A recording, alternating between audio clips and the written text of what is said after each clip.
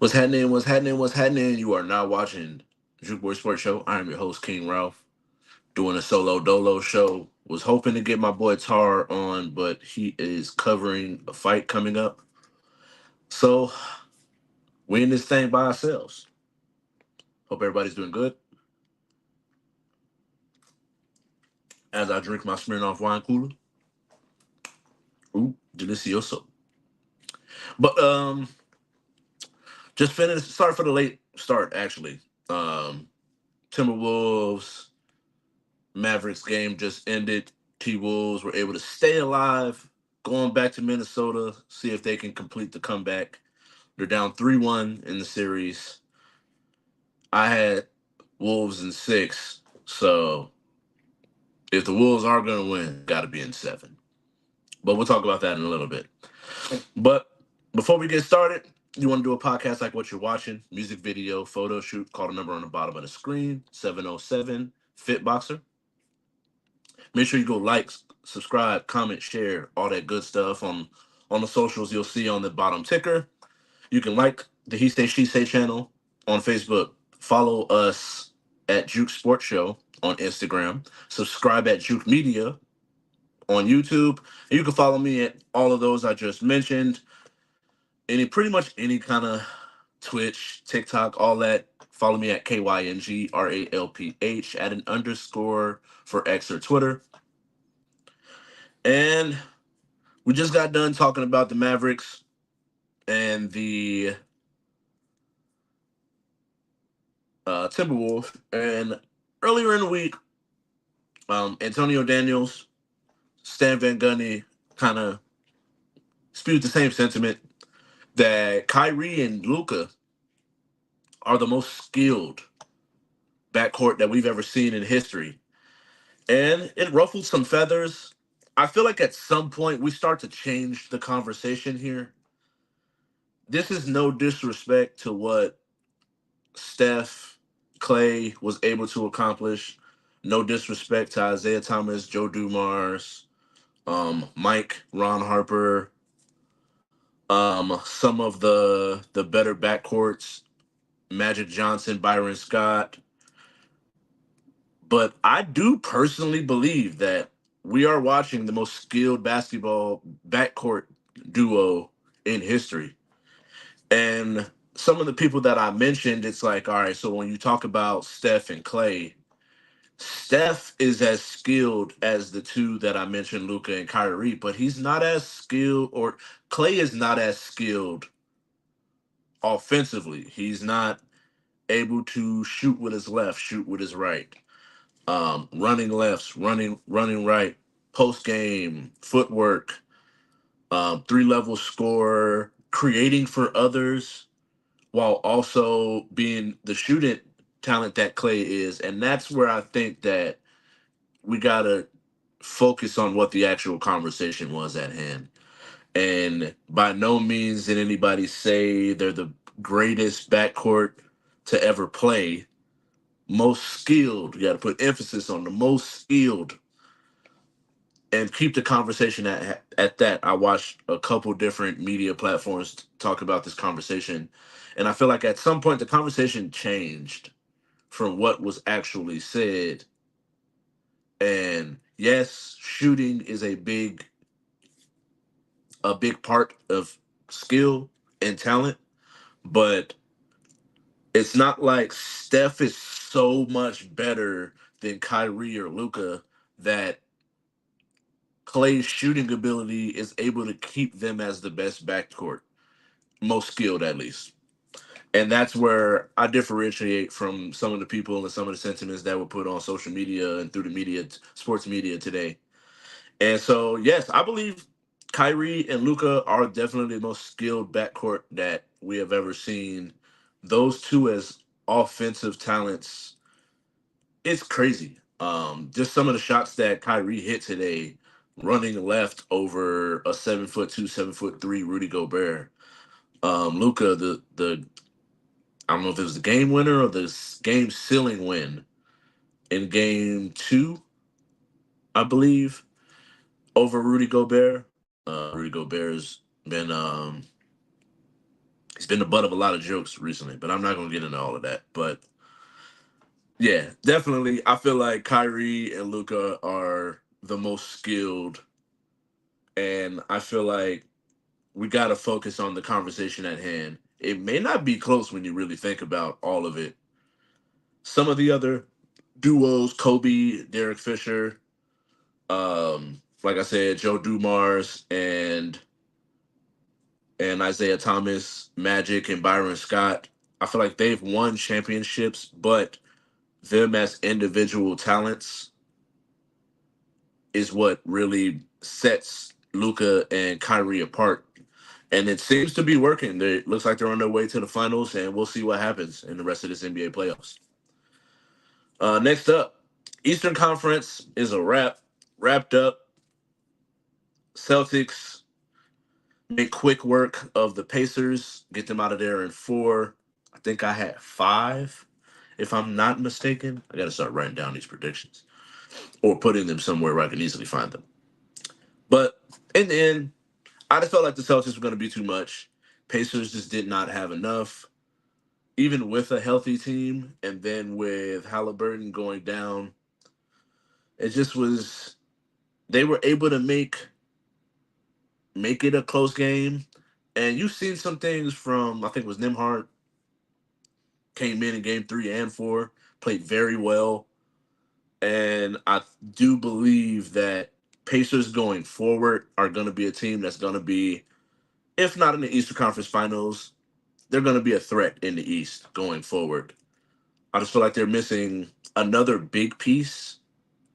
And then at that point, I just feel like the Celtics team is the deepest team in the NBA.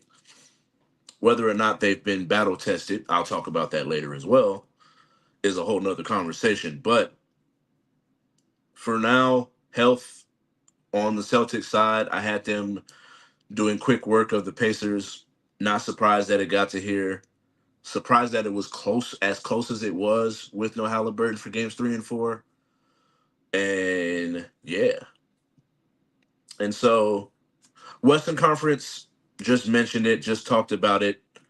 Timberwolves and the Mavs finish up game 4. T Wolves survive. And pretty much some of their keys to victory and ways that I feel like they can possibly win. I feel like they take this game, bottle it up. I feel like it can pay dividends for them because there were some things that the way that they played this game that they should definitely do going forward.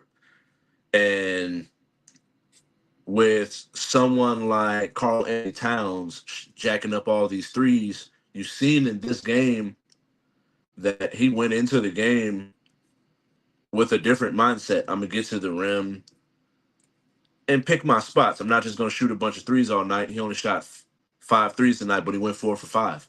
Better shooting night, getting to the rim, shot 3 free throws, had a bunch of dumb fouls, which is why the game was close in the end. And I feel like at spots, the Timberwolves are showing their age and and and and experience because they just have dumb fouls. Like the way that Cat fouled out, knowing that you have 5 fouls. The way that he got his 5th foul, knowing that you have 4 fouls.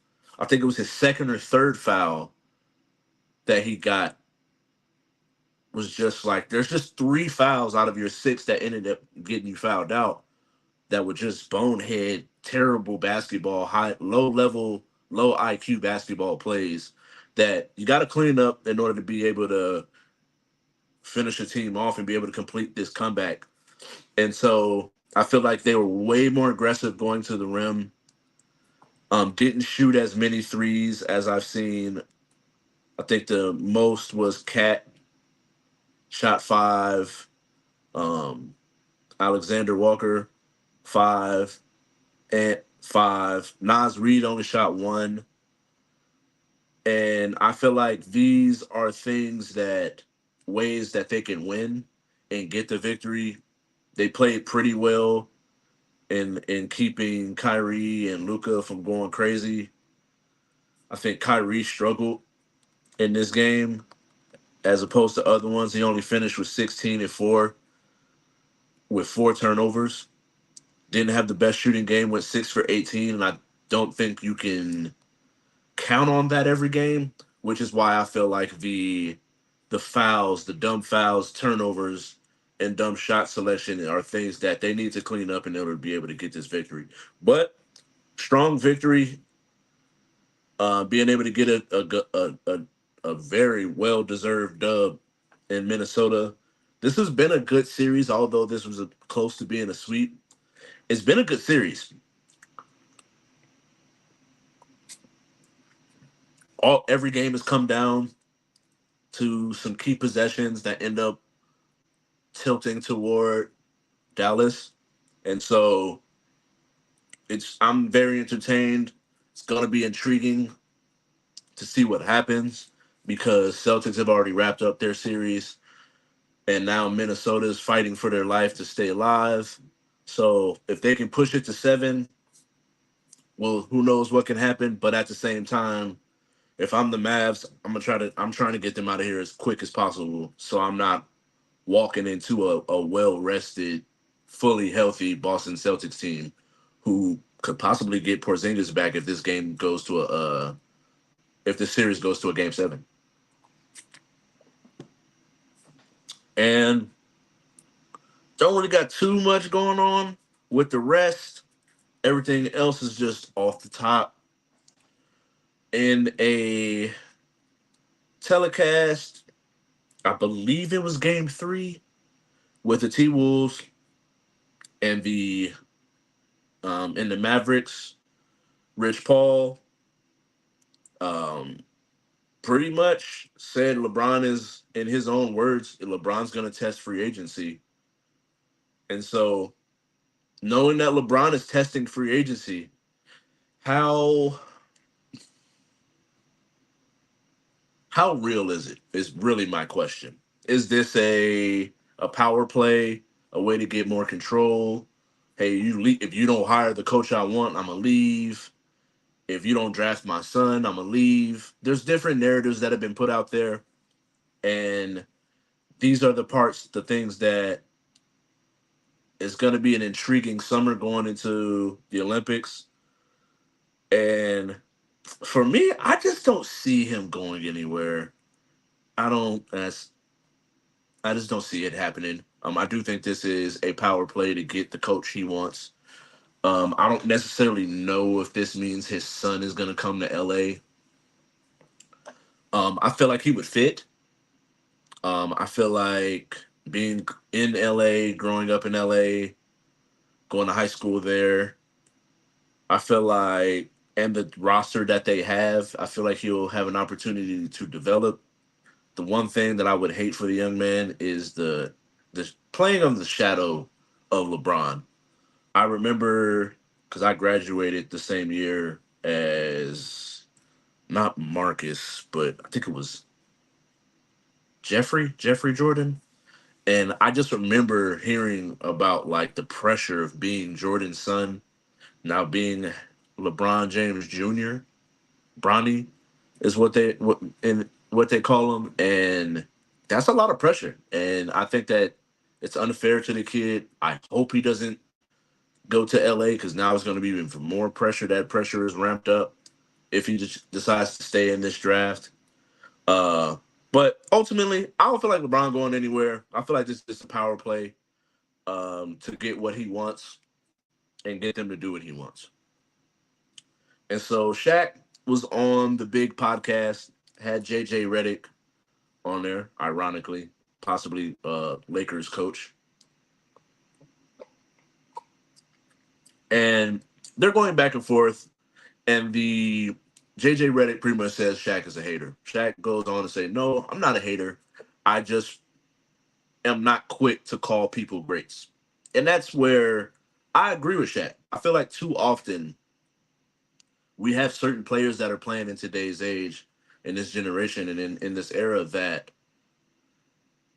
they're just a liability on defense. And I don't care how good you are on offense. If you're a complete liability on defense, it's hard for me to ignore what I've seen. in the past and put you at this level where I know Luca and Jokic specifically has won 3 MVPs. But from what I've seen to translate through eras, I do think his talent could translate. But am I taking him over Shaq? Am I taking him over Hakeem? Am I taking him over Kareem? No. And that's the thing where Shaq pretty much made a statement. He did say that he felt like Jokic was someone that could play with us, meaning could he play with Pat? Could he play with David Robinson? Could he play with Kareem? Could he play with Hakeem? And I do feel like Jokic game would translate because his offensive skill set is he is good in the post, but he also can take you out, stretch the floor, knock down shots, and be a playmaker. I.e., kind of like a more modern Sabonis that play not Sabonis for the Kings, but the his pops. And so I think it was Vita Sabonis. I feel like Jokic's game is his game exactly, but more modern. But also, I feel like we got Sabonis when he was already in his 30s rather than a prime. We didn't get prime Sabonis. And so I feel like Jokic is what we could have seen had we got Sabonis in his prime. And so, no, I don't feel like Shaq's being a hater. I feel like too often people are so quick to just be like, oh, what we're seeing today is so much better than yesteryear, which probably what I'm doing with the whole most skilled backcourt conversation.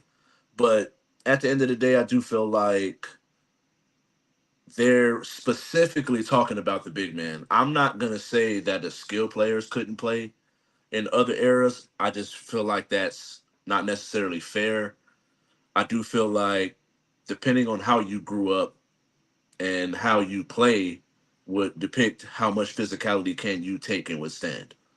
I don't feel like it's the same conversation when it comes to football. Now, football, they was killing people running across the middle. That's a whole nother conversation.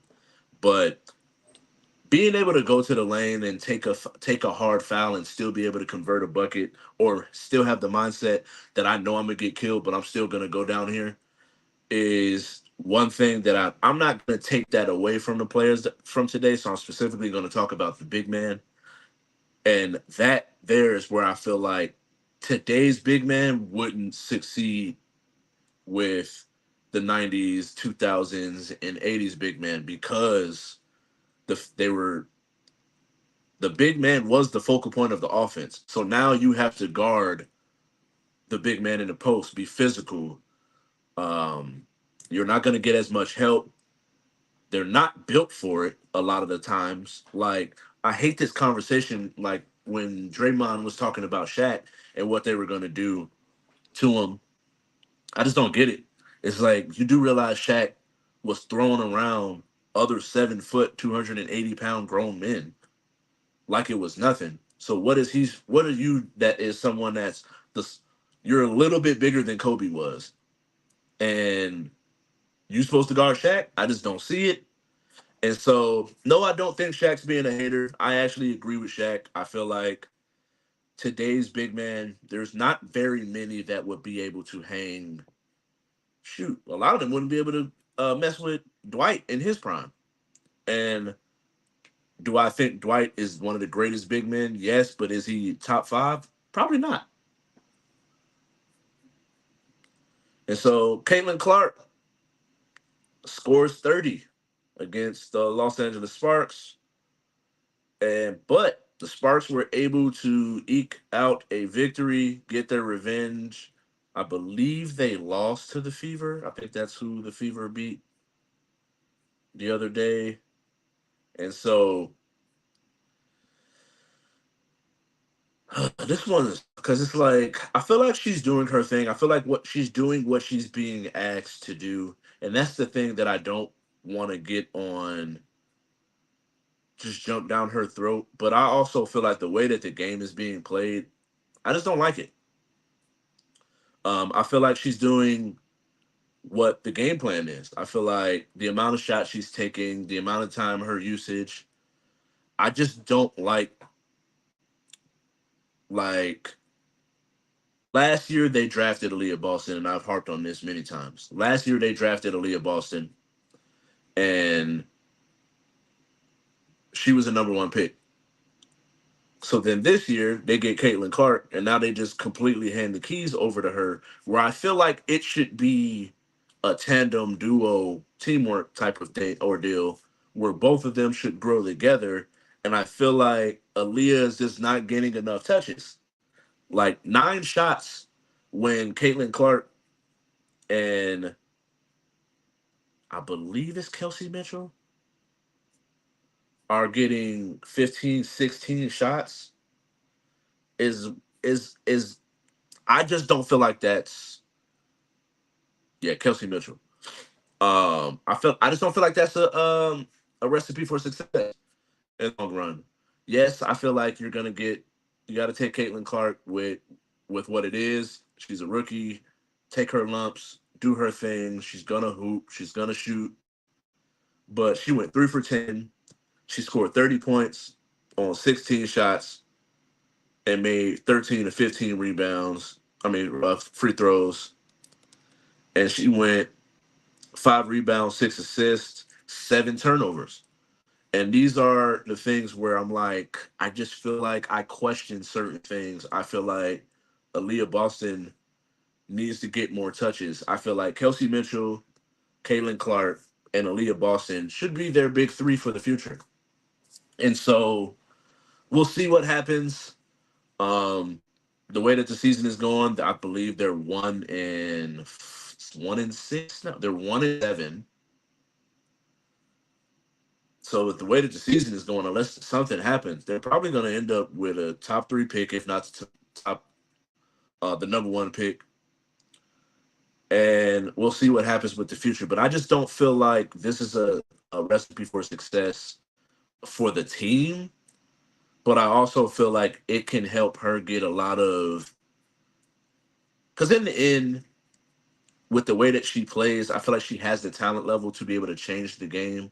Not to say that she's going to change the game for like Steph did, but she can change the way that the game is played because right now it's such a big, I don't want to say big man, but big woman, big girl, uh, big dominated league with Asia Wilson, Stewie being such dominating figures in the paint that the game is just played differently as opposed to the men's game.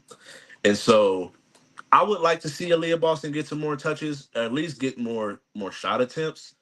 I feel like every night she should get at least 10 to 12. If Caitlin Clark and Kelsey Mitchell are going to be getting 15, I feel like she shouldn't get that less of shot attempts because I feel like she's as talented at her position as they are at their respective position. And this one hurts a little bit.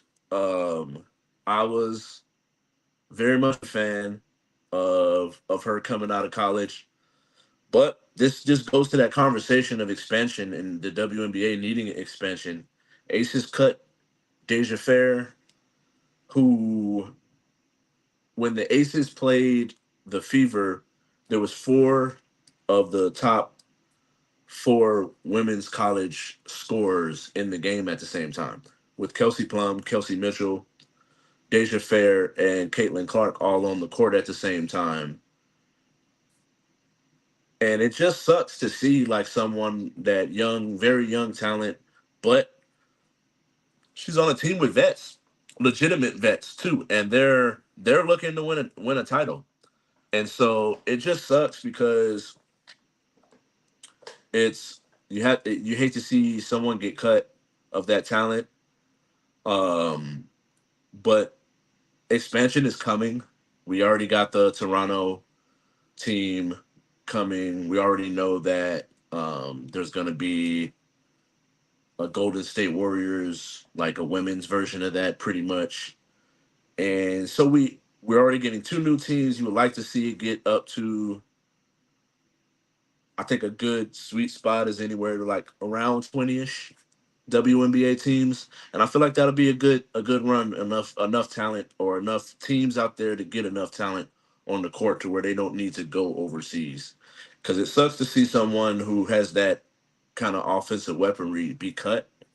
And it just sucks because she was playing on a specific team that didn't necessarily need it, but they wanted to draft it to see how it works out with Chelsea Gray being injured right now. But there's too many veterans and they're in win right now mode. So I completely understand it. Sucks to see it. I was really hoping that we could keep her because eventually Chelsea Gray's going to have to retire um, with her being one of our vets. So I hate to see it, but I'm sure she'll be fine in the end. I look forward to seeing what happens with the expansion.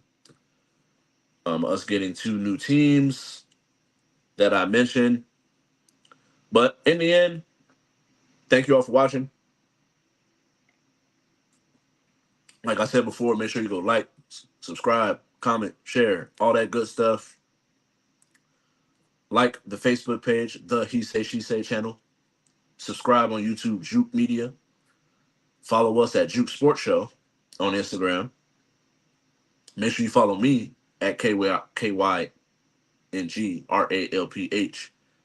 on all of those I just mentioned. Twitch, TikTok as well. Add an underscore for X or Twitter. And I appreciate y'all for watching. Thanks for popping in. And like I always ended, love, peace, and the Aces 3P.